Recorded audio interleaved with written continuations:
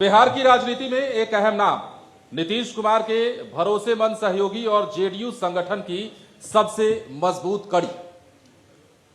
Janata Dal United की राजनीति को जमीनी स्तर पर मजबूत करने वाले और पार्टी की साख को जनता की राह से जोड़ने वाले। आज जब बात वादे रही इरादे की हो रही है तो प्रदेश अध्यक्ष से बेहतर ये कौन बता सकता है कि जेडीयू की असली दिशा और इरादा क्या है। जोरदार तालियों के साथ स्वागत कीजिए बिहार की बात के इस मंच पर श्री उमेश कुशवाहा, प्रदेश अध्यक्ष जनता दल यूनाइटेड का।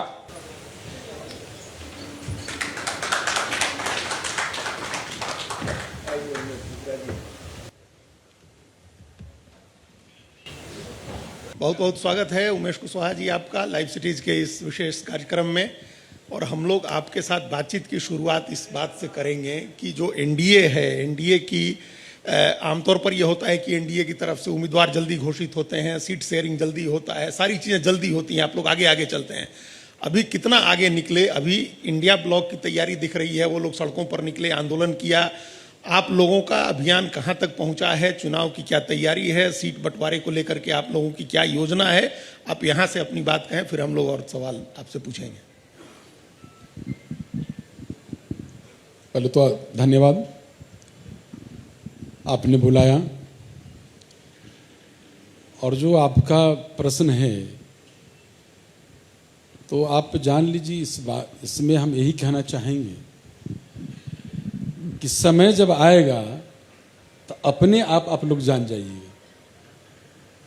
और अभी सीट बंटवारा को लेकर ये जल्दीबाजी होगी हमको कुछ कहना। और हम ये जरूर हम कहेंगे यह बात स्पष्ट रूप से कि हमारे एनडीए में एकजुटता है, पूरे मजबूती के साथ, चट्टानी एकता के साथ हम लोग एक साथ हैं। और सीट का कोई माने नहीं रखता है, समय पर सब तय हो जाएगा।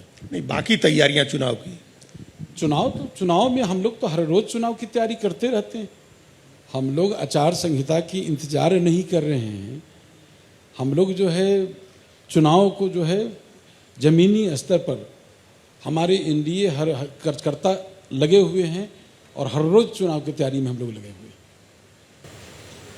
हैं। कुशवाहा जी, एक सवाल आपसे, अहम सवाल है। आप जो प्रदेश अध्यक्ष बने जनता दल यूनाइटेड के, तो वो उसमें आपका जो अध्यक्ष बनना कहीं ना कहीं लॉ कुश कॉम्बिनेशन को मजबूत करने की कवायद है। और इसमें ऐसा लगता है कि 2025 का जो विधानसभा चुनाव होगा उसमें किस तरीके से यह लॉ कुश कॉम्बिनेशन मजबूत होकर के उभर के आएगा, यह आप बता दीजिए। मैं आपको विनम्रतापूर्वक कहना चाहता हूँ कि पहले तो यह है कि जिससे आप समीकरण की बात करते हैं, हमें 10 जनवरी 2021 को मनोनयन किया गया और मैं पार्टी के प्रदेश अध्यक्ष हूँ। हमारी पार्टी कोई एक वर्ग की पार्टी नहीं, समाज के हर तबके की हमारी पार्टी सब लोग को, समाज के हर वर्ग को लेकर चलती। हमारे नेता का जो है उसके अनुरूप, जो आप सामाजिक समीकरण का हवाला दे रहे हैं, उसका अनुरूप हमारे नेता नहीं। हमारे नेता समाज के सभी वर्गों के लिए काम करते हैं। तो हम तो सभी समाज के सभी वर्गों के प्रति हमारी सम्मान है, हम सबों के लिए। और खासकर जो कुशवाहा समाज की, जब लव कुश समाज की जो बात कर रहे हैं, तो लव कुश समाज कोई एक समाज से मुख्यमंत्री 20 वर्ष तक के नहीं रह सकते। और 20 वर्ष से हमारे नेता इस राज्य का मुख्यमंत्री, तो समाज के सभी वर्गों का मिल रहा है उनको सम्मान, और सब लोग उनको। और हमारी जहाँ तक के कुशवाहा समाज की बात करते हैं, लव कुश समाज की बात करते हैं, तो लव कुश समाज का अपना परिवार जनता दल यूनाइटेड ही है। और पूरे पहले भी था, आज भी है और आगे भी रहेगा, और कोई टस मस होने की बात नहीं। अच्छा, ये इसमें सवाल रवि जी आगे सवाल पूछेंगे, उसमें इसमें एक सवाल मेरा सप्लीमेंट्री क्वेश्चन समझ लीजिए आप। वो ये है कि लोकसभा चुनाव में और पिछले विधानसभा चुनाव में भी ये समीकरण कुछ हद तक बिगड़ा था, और इसी का इसका नतीजा ये हुआ कि शाहबाद, भोजपुर और ये जो ओल्ड गया डिस्ट्रिक्ट मगध के इलाके में कुछ सीटों का नुकसान हुआ। लोकसभा चुनाव में इंडिया ब्लॉक को जो 9 सीटें मिली हैं, वो 7 सीटें उसी इलाके में मिली हैं। तो ये लॉकुश समीकरण में ही खासतौर से कुशवाहा का समीकरण बिगड़ने की वजह से हुआ था। उसको ठीक करने के लिए आप लोगों ने कुछ किया है क्या लोकसभा चुनाव के बाद? नहीं, आप लोग भली भांति जानते ही हैं वह जो समय था वो राजनीतिक परिस्थितियाँ थी, और उस परिस्थिति के कारण जो है ये पूरे बिहार में हम लोग को, जनता दल यू को नुकसान उठाना पड़ा। लेकिन आज परिस्थिति बदली है। आज जो है एनडीए एकजुट है, एक साथ है, चट्टानी एकता की तरह। तो यही हमारी सबसे बड़ी पूंजी है। और जो हम लोग जो पिछले विगत चुनाव में जो परिणाम हमको मिला, उस चीज़ को भूल जाइए। अब जो है बेहतर परिणाम, माने हम लोग बेहतर परिणाम की ओर है और बेहतर होगा। लोकसभा चुनाव की बात हम कर रहे हैं। लोकसभा चुनाव, विधानसभा चुनाव का तो है, उस पर हम आएंगे आपके साथ। लेकिन ये जो समीकरण बिगड़ा, ये अभी सवाल हमारे ज्ञानेश्वर जी ने पूछा भारतीय जनता पार्टी के जो साथी आए थे ऋतुराज सिन्हा जी से भी, कि उस लोकसभा चुनाव में बीजेपी को भी नुकसान हुआ। आरा, बक्सर, काराकाट, ये तमाम इलाके आपके हाथ से निकल गए। उसको ठीक करने के लिए क्या योजना है कि वो वैसी कोई कमी न रह जाए?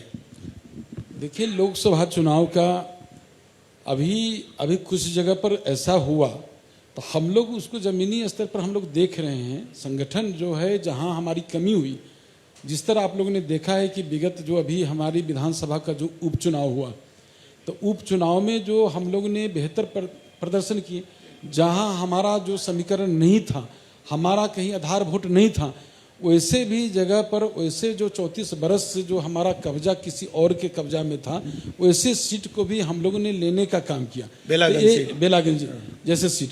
तो आप वो परिस्थिति बदली, पहले की परिस्थिति में आज की परिस्थिति में, और दिन पर दिन हमारी जो एनडीए का जो एकजुटता है बेहतर हो रही है, और बेहतर साथ हम लोग चल रहे हैं। बड़ी मजबूती के साथ हम लोग बेहतर प्रदर्शन करेंगे। कुशवाहा जी, एक सवाल आपसे। अभी इन दिनों राजनीति में बहुत जोर शोर से चल रहा है कि जनसुराज के सूत्रधार प्रशांत किशोर, जिसे पीके कहते हैं, कभी आपकी पार्टी में नंबर 2 का ओहदा रखा करते थे। उन्होंने कहा है कि इस बार के विधानसभा के चुनाव में जनता दल यूनाइटेड को 25 सीट ही मिलेगी, उससे अधिक नहीं मिल सकती। ये एक बड़ी बात है, तो इसका आपके पास में क्या जवाब है? देखिए, भविष्यवाणी करने वाले लोग अपने भविष्य के बारे में चिंता करें। आप जब उठा के देखेंगे प्रशांत किशोर जी का जो लोकसभा चुनाव के टाइम के भाषण और विधानसभा उपचुनाव के टाइम के जब उनके स्पीच को देखेंगे, सुनेंगे, वीडियो देखेंगे, तो आपको लग जाएगा, पता चल जाएगा। चुनाव का परिणाम आने के बाद उनकी जो उम्मीदवार को हम लोग दूरबीन से भी खोजते हैं तो नहीं मिलती। अब रही बात अपने लिए, वो चिंता करें। ये जनता दल यूनाइटेड और जो हमारा एनडीए है, एनडीए के भविष्यवाणी न करें। हम लोग तो पूरे, आप जान लीजिए कि पूरे मजबूती के साथ, एकजुटता के साथ हम लोग हैं। और जहां उनकी जो उनका काम है, जो पार्ट टाइम जो उनका जॉब है, वो अपना जॉब करें। नहीं, पार्ट टाइम जॉब क्या है उनका? पॉलिटिक्स। आप नहीं, जो आप लोग जानवे करते हैं। अभी इसको नहीं, मतलब उनका चुनाव प्रबंधन वाला काम पार्ट टाइम है या चुनाव लड़ने वाला काम पार्ट टाइम है? आप देख लीजिए, हमने तो कह दिया ना कि हमारा जो एक ही संकल्प है, और उस संकल्प के साथ हम लोग हैं। और भविष्यवाणी करने वाले के क्या करिएगा? अभी विगत लोकसभा चुनाव के पहले, विधानसभा के उपचुनाव के पहले हमारे नेता के बारे में, हमारी पार्टी के बारे में तरह तरह के लोग भविष्यवाणी कर रहे थे। क्या परिणाम हुआ सब लोग जानते हैं। तो आप उनको, उनकी जनसुराज पार्टी को जेडीयू के लिए या एनडीए के लिए किस लेवल की चुनौती मानते? कोई चुनौती मानते हैं? हम लोग अहमियत नहीं देते हैं इसको। आप ही लोग मीडिया के साथी जो है अहमियत रखते हैं, तो आप लोग रखिए ना। चुनाव में क्या परिणाम होता है वो तो पता चल ही नहीं जाएगा।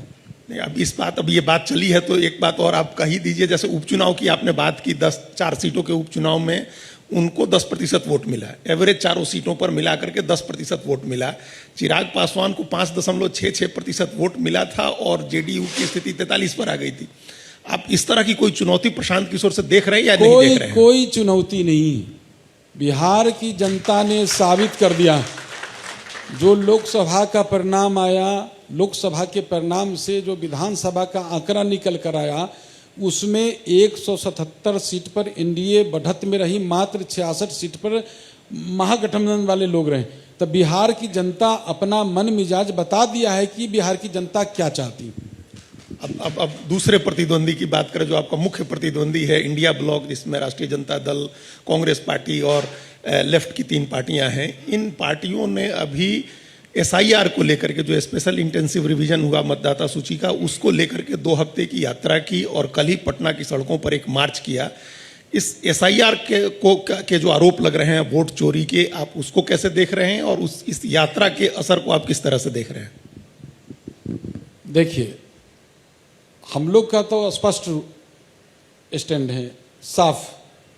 हमारी पार्टी का कहना है, हम लोग का मानना है कि कोई एक व्यक्ति का मतदाता सूची में नाम छूटे नहीं, कोई फर्जी मतदाता जुटे नहीं। लेकिन उन लोग को मैं पूछना चाहता हूं, हम लोग तो लगातार जो है मतदाता सूची पुनरीक्षण कार्य को लेकर हम लोग ने पार्टी के कई कार्यक्रम किए, जागरूकता को लेकर साइकिल मार्च किए हम लोग, और जो भी कार्यक्रम हुआ कई बार हम खुद स्वयं जो वर्चुअल के माध्यम से लोगों को बूथ स्तर तक के हम लोगों ने जानने का कोशिश किया और उस पर हम लोग अभियान चलाया एक बूथ पर। लेकिन जो लोग शिकायत कर रहे हैं मतदाता सूची में बड़े पैमाने पर नाम कट गया, नहीं आया, तो उन लोग का आज तक उन लोगों ने क्या कंप्लेंट किया, कितने लोगों ने कंप्लेंट दायर किया, ये तो कम से कम है। और वो लोग, हमें तो हंसी आती है कि वो लोग जो बात करते हैं वोट अधिकार की बात, जिनके समय में, जिनके राजपाट में वोट की चोरी की जाती थी, वोट लूटी जाती थी, बंदूक के नोक पर बंदूक के नोक पर और लाठी डंडा से वोट लूटी जाती थी, वो लोग जो 2 वोटर ID कार्ड रखने वाले लोग जो है वोट चोरी की यात्रा कर रहे हैं, कि वोट अधिकार की यात्रा कर रहे हैं। तो ये जानना चाह रहे हैं कि उनसे पूछना चाह रहे हैं कि ये इसी आप ही के मन से जानना चाह रहे हैं कि जो विरोधी लोग क्या किए। जान लीजिए, विपक्ष कुछ भी कर ले, बिहार की जनता समझती है उनके फेरा में पड़ने वाली नहीं है, लोग को भटकाएंगे, ये संभव नहीं। लोग जानती कि बिहार की जनता, एक विपक्ष क्या चाहता है, विपक्ष क्या बोलता है, हमारे नेता क्या बोलते, कौन लोग की भाषण में क्या भाषा क्या है, कौन लोग की भाषण में क्या दम है, कौन काम की बात करता है, कौन कोरा बात करता है, सब जानता है बिहार की जनता। नहीं, तो ये जो यात्रा हुई, उस यात्रा में तो बिल्कुल यात्रा बिल्कुल उनकी नौटंकी, जिस तरह आप लोगों ने देखा है यात्रा के ही संदर्भ में मैं थोड़ा सा विस्तार कर देना चाहता हूं कि उन्होंने जिस तरह से सीमांचल इलाका में बुलेट से यात्रा कर रहे थे, जो पिकनिक मना रहे थे, जिस तरह भीड़ जो किसी तरह बहाने जुटाया जा रहा था, और जिस तरह आप तो बुलेट की यात्रा जब कर रहे थे तो हम तो उस समय में राहुल गांधी यदि 5 के पहले यदि बिहार आते तो उनको पता चल जाता। बुलेट तो यात्रा छोड़ दीजिए, रोड तो था ही नहीं, बुलेट भी उनको चोर बाजार मंडी में मिलता बुलेट, और बुलेट खरीदने की भी कल्पना छोड़ देते। नहीं तो बिहार की जनता समझती है, वो जो 90 के दशक की जो हाल था, किस तरह वोट लूटा जाता था, तो जनता यहाँ जानती। नहीं, तो आप कह रहे हैं कि ना प्रशांत किशोर से चुनौती है, ना इंडिया ब्लॉक से चुनौती है, कोई चुनौती नहीं। बिल्कुल ठीक है। अब कुछ सवाल है जो बड़े संक्षिप्त जवाब के लिए रैपिड फायर राउंड जिसको हम लोग बोलते हैं, हमारे रवि जी आपसे पूछेंगे, उनका जवाब आपको देना है। उमेश जी, पहला सवाल आपसे है, 2025 विधानसभा चुनाव में जेडीयू कितनी सीटें जीतने का लक्ष्य रखती है? हम लोग का एक ही संकल्प है, एक ही लक्ष्य है, 2025 में 2 से 25 फिर से नीतीश। और हमारे ऊपर भी जो जवाबदेही है प्रदेश अध्यक्ष की हैसियत से, हम लोग का यही संकल्प भी है। बीजेपी के साथ सीट बंटवारे में जेडीयू की प्राथमिकता क्या है? नहीं, सीट बंटवारे की चिंता, हमारा बीजेपी का जो संबंध है कोई आज से नहीं। बीजेपी का संबंध कुछ महीनों को छोड़ दीजिए, कुछ साल को छोड़ दीजिए, तो शुरू से जब जंगल राज था तो जंगल राज को हटाने में, उनको उखाड़ फेंकने में जो बीजेपी से हम लोग का जो संबंध बना, आज तक के हम लोग का जो हमारे कार्यकर्ता को और बीजेपी के कार्यकर्ताओं में जो तालमेल है, समन्वय है, बहुत बेहतर है।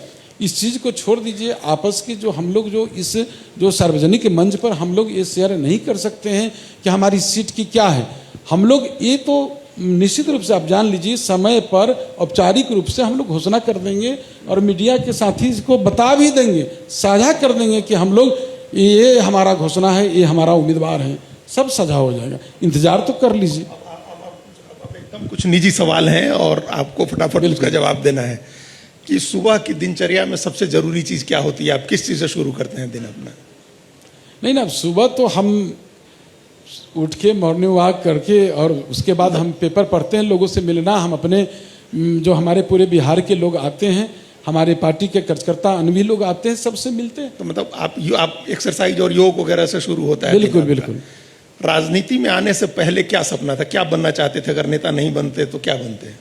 नहीं ना, हमारा सपना क्या रहेगा? हमारा तो सपना बस एक है कि हम जन सेवा करें, जनता की सेवा हमारा बहुत हमें अच्छा लगता है। हमें ये बहुत ही अच्छा लगता है कि हम लोगों को कुछ हमें वो ताकत मिली है कि हम लोगों को सेवा कर सके। हम हमेशा लोगों के खिदमत में, सेवा में तत्पर रहते हैं। अपने नेता नीतीश कुमार से कौन सा एक गुण आप सीखना चाहते हैं? नीतीश जी से तो ये तो हमारा सौभाग्य है कि हम ऐसे नेता के नेतृत्व में काम कर रहे हैं जिनके बारे में जितना मैं कुछ कहूँ वो कम होगा, एक सूरज को दिए दिखाने के बराबर होगा। तो ऐसे ने यह मेरा सौभाग्य मिला, ऐसे युग पुरुष के नेतृत्व में हमें काम करने का अवसर मिला है। हम लगातार उनसे सीखते ही रहते हैं। अच्छा, खान पान में क्या पसंद है? बिहारी कौन सा बिहारी व्यंजन आपको ज़्यादा अच्छा लगता है? लीजिए, बिहारी हम तो सादे सादे सब चीज़ बने, हम लोग बने, उसमें कोई खास नहीं रहता है, बने हर चीज़ पसंद करते हैं जो खाने का जो है, रोटी सब्जी। अंत में ये बताइए कि क्या फिर लड़ेंगे महनार? कैसे आप पिछली बार थोड़ा रह गया, आप कैसे इस बार महनार में क्या तैयारी है आपकी?